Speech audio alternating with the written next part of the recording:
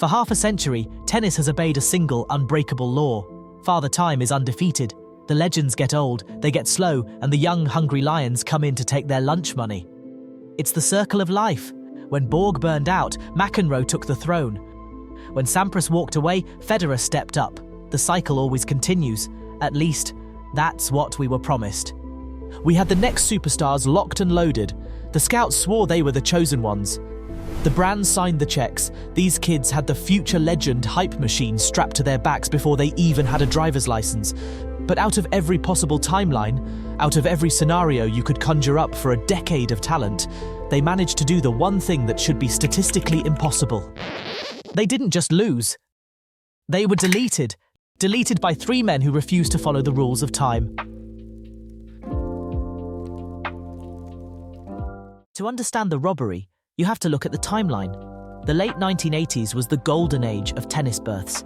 It gave us Rafael Nadal, Novak Djokovic, Andy Murray and Stan Wawrinka. But for every god born in that era, there was a mortal destined to live in their shadow. These are the shadow men. Thomas Berdych, a ball striker so clean he made tennis look like a video game. Jo-Wilfried Tsonga, built like a linebacker with hands softer than Swiss chocolate. Gael Monfils, the most athletic man to ever hold a racket, who unfortunately treated tennis like an exhibition sport. Kevin Anderson, a 6'8" giant who made 2 slam finals in the era of giants. Marin Cilic, the giant Croat who stole 1 slam from the gods. Juan Martín del Potro, the gentle giant with a forehand that felt like Thor's hammer, the only one who truly broke through before his wrists betrayed him. In any other universe, this is a Hall of Fame class. In our universe, it's a list of guys who hit their prime at the exact same moment as the 3 greatest players who ever lived. I want to show you a stat that makes me physically ill. The Shadow Men, players born between 1985 and 1989, excluding the Big Four, won exactly 5 Grand Slams. Stan Wawrinka, 3, Del Potro, 1, and Cilic, 1. That is it. Out of 70+ possible slams during their prime, they got 5. Stan Wawrinka is the only one who truly punched back. The rest were suffocated. Meanwhile, the Big Four, Roger, Rafa, Novak and Andy, took 69. 2 of them, Rafa and Novak, were born in that exact same 5-year window. They didn't just dominate the era, they hoarded it. And because of that, we view legends like Tsonga and Berdych as failures. But are they failures? Or are they just unlucky? Let's fix history. I went back through the major tournaments and deleted the Big Four. And here is the new rule. If a shadow man made the final, or if they made the semi-final and the rest of the draw was locked out by the Big Four, I gave them the slam. Jo-Wilfried Tsonga. He takes the 2008 Australian Open, 2011 Wimbledon, and the 2013 French Open. That's 3 slams. Thomas Berdych. He cleans up the 2010 Wimbledon, 2012 US Open, and 2015 Australian Open. Another 3 slams. Kevin Anderson. He grabs the 2017 US Open and 2018 Wimbledon. 2 slams. Marin Cilic. He adds the 2017 Wimbledon and 2018 Australian Open to his collection. Stan Wawrinka. He picks up another Australian Open in 2017. And lastly, Gael Monfils wins the elusive French in 2008. Suddenly, Tsonga and Berdych aren't what-ifs. They are legends. If you combine these stolen titles with the ones Stan and Del Potro actually won, this generation has 17 Grand Slams. They go from a lost generation to one of the greatest eras in history. But as tragic as their story is, at least they made finals, because what happened to the next generation isn't a tragedy. It's a horror movie.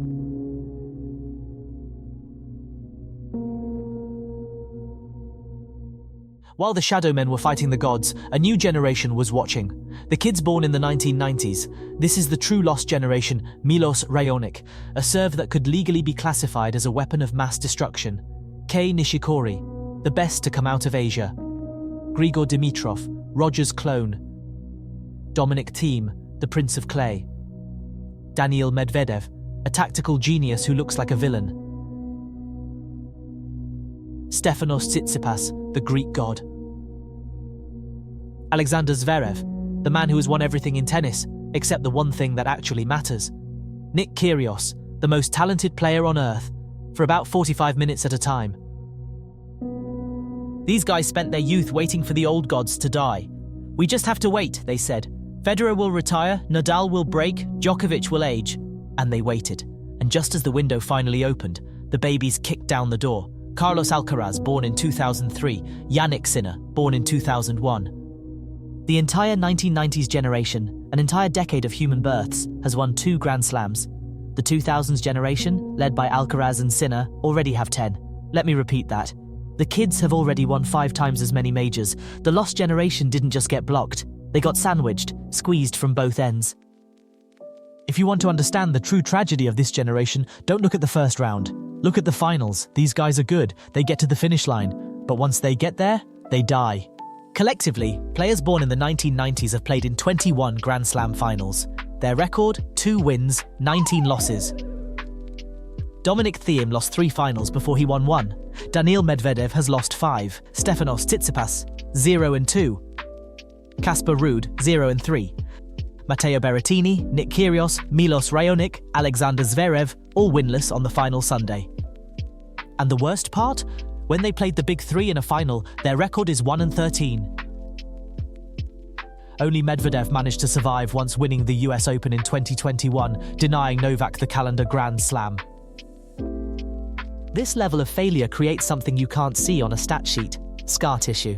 You see, the shadow men, Tsonga and Berdych, lost because the big 3 were simply better. But the lost generation, they lost because they were broken. Take Stefanos Tsitsipas, French Open Final, 2021. He is up 2-0 on Novak Djokovic. He is playing perfect tennis. The trophy is in his hands. Then Novak goes to the bathroom, comes back, and you can see the fear in Stefanos' eyes. He doesn't just lose, he collapses. He has never been the same player since. Or Alexander Zverev, US Open Final, 2020.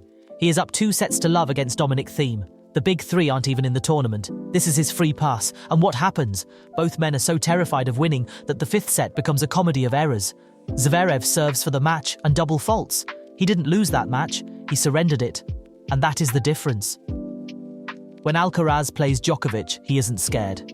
He doesn't have 10 years of trauma. He doesn't have the scar tissue. The lost generation spent so long fearing the gods that when they finally got the chance to kill them, they hesitated. And in tennis, if you hesitate, you die.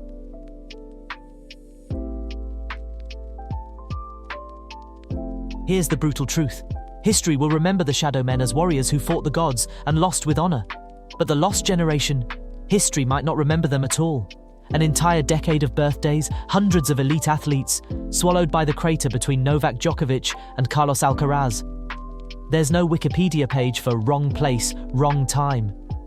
50 years from now, when we map the history of tennis, we'll see 3 mountains: Roger, Rafa, Novak. Mounds are already forming for Carlos and Jannik.